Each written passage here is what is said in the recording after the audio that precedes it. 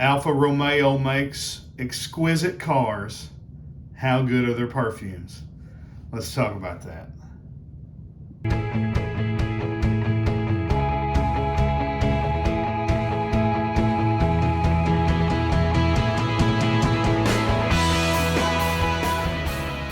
Hey Frag fam, and welcome to another video for Proverbs 27:9 Fragrances.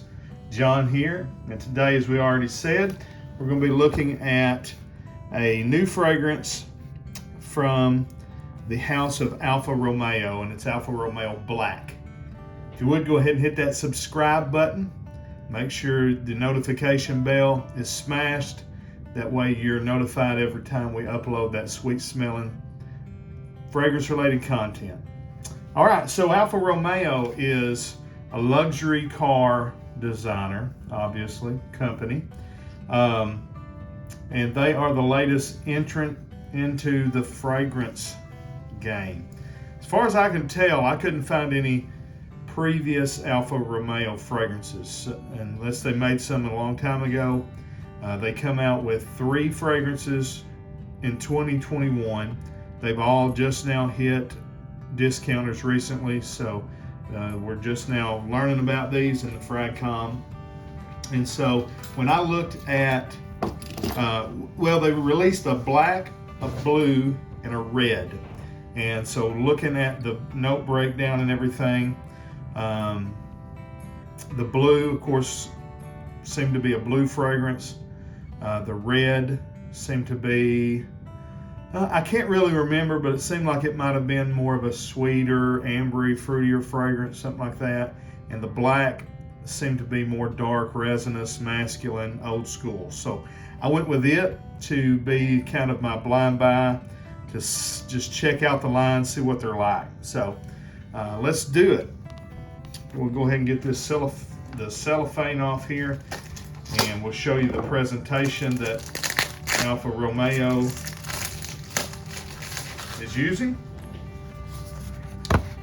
And so matte finish black box. You got the Alfa Romeo crest, Alfa Romeo embossed here. Black, it's an eau de toilette, 4.2 ounce, which is 125 ml. You've just got stripes on the sides and the top, barcode, batch code information on the bottom. It does have the batch code stamped in there, and then all of your product information on the back. So we'll open this up. I blind bought this, like I said, and I got it for like, I think around $17. So just your standard, kind of designer fragrance box here. To me, it's just as nice, honestly, as any designer. Frankly, it's not much different. Not much different than Parfums de Marly. So for designers, again, I don't ask much when it comes to presentation, because you're getting this fragrance for a steal. All right, so here is their bottle. It's a unique shape. I wouldn't even know what to call this shape. And I'm not real familiar with Alfa Romeo vehicles to see it to, like Cadillac kind of incorporates the chevron into their bottles. I really don't know much about Alfa Romeo, so I don't know if this shape, has something to do with the front end of their car or anything like that. If you know, let me know in the comments.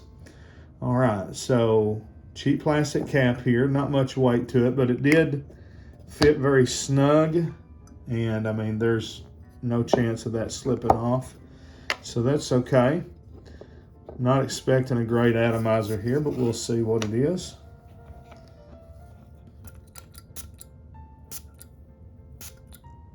I would call that a pretty good atomizer. Nice distribution.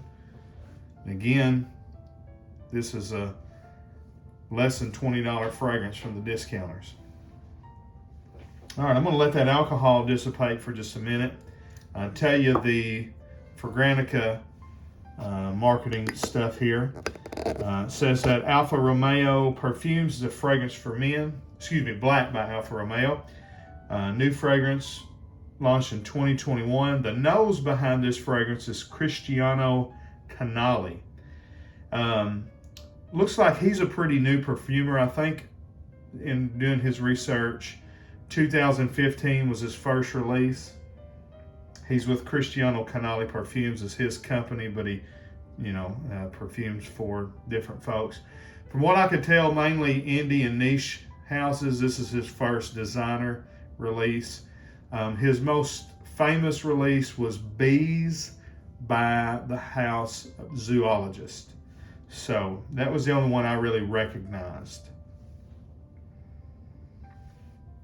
All right, so just that first sniff here, it is kind of the way I described it. Dark, resinous, smoky, green. There's not a lot of citrus coming through. Just kind of spicy, dark, woody, and green. Let's go over the notes and then we'll pause the video, let it dry down, and I'll come back and kind of tell you my final thoughts on it. So the top notes are elemi and grapefruit. And elemi is resin, and it is very resinous. The middle notes are nutmeg and black rose. I don't smell a strong, pronounced nutmeg, but there is some spicy nuances there. If I wasn't reading nutmeg, I wouldn't have picked it out and said nutmeg, but I'd have known there was something there. Don't smell like cardamom, but it does smell, kind of spicy and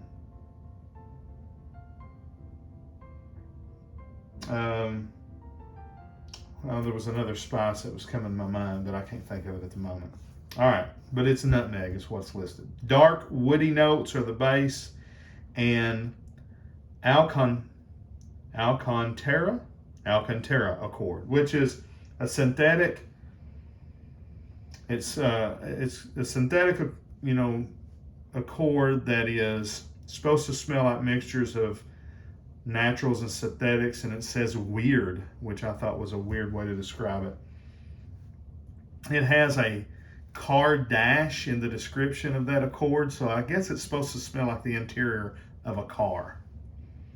Not really new car smell as much as it.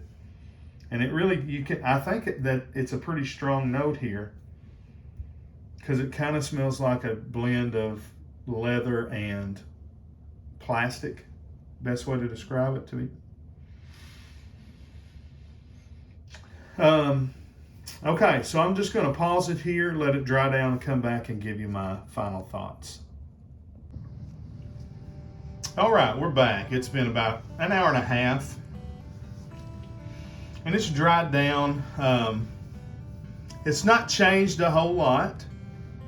So there's not a big, morphing that happens with this fragrance. It just kind of loses the little bit of top notes that's there. Grapefruit is mentioned. I don't get a lot of it. I'd have liked some more. It's not bright enough in the opening. So this fragrance is being kind of compared to Zeno by Davidoff, Tom Ford Beau de Jour, Guerlain Heritage, maybe even Polo Green, but woody, dark, resinous, spicy fragrances that kind of go in a couple of different genres. This one is not a fougere. Tom Ford Beau de Jour is a fougere. Heritage is, I would call it, maybe kind of a fougere, but more of a woody spicy. This is a woody spicy resinous fragrance, so maybe like an amber woody fragrance. I would say that it is kind of similar to Zeno by Davidoff, but not as interesting. It doesn't have a nice bright opening. When you have a dark resinous fragrance like this, I feel like it needs kind of a bright opening to give it a nice transition.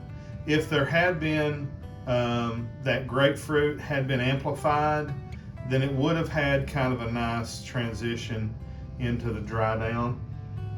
And I'll go ahead and just spray the opening again to kind of remind myself.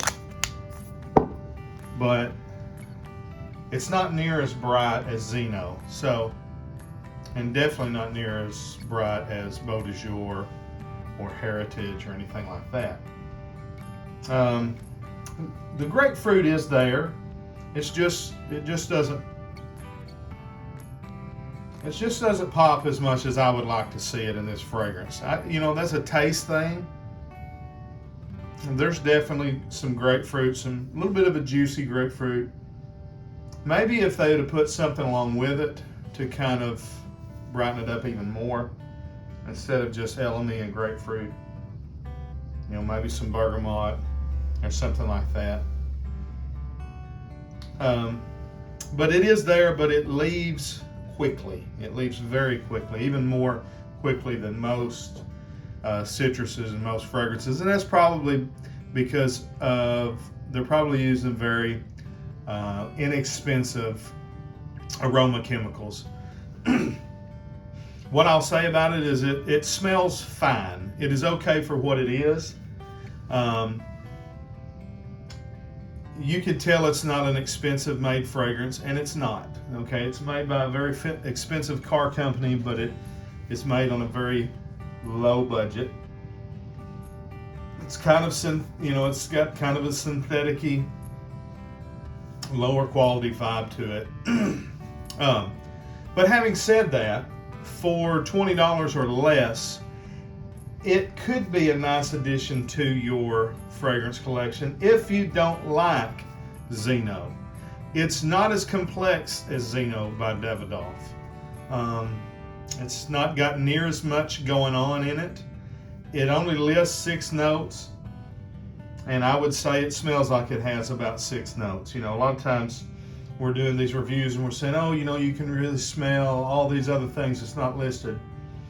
In here, I'll say, I think it may have some rhubarb in it. There's something about it that kind of hints at John Varvatos vintage. But again, performance-wise, it's not loud, so you would really have to spray it a lot to get a good sillage and projection. It's down to a skin scent already, and it's barely been an hour and a half. So it's not going to really be good in the performance, anything like that. It's just a good, cheap. You're getting a lot of juice. You're getting 4.2 ounces for, again, I paid, with taxes and everything, it was like $18.50. So you can spray it on real heavy. If you like kind of a dark, woody, resinous, kind of mature, but it doesn't smell heavily dated. It's not like it smells like it came out of the 80s. It doesn't. It smells like a early 2000s resinous, even Eau Sauvage Parfum, just not near that good, okay? It's kind of that wheelhouse. But for $20, you can buy Zeno, and I think it's better. But again, if you don't like Zeno, you could like this. So, that's my thoughts on it. I don't know, after smelling the one that I thought would be my favorite of the bunch, that I'll go ahead and spend $40 more getting the other two. I'll kind of wait and see if somebody says one of them's just fantastic or something like that. Then we may do that.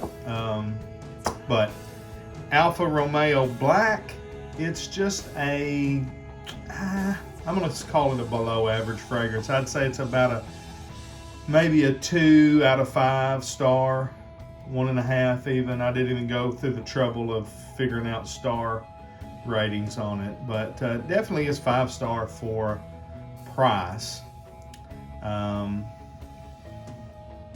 And from there, it's just kind of, not a lot going on. Kind of gets, lost in the, off the skin after an hour or so. So, I don't know, Cristiano Canali.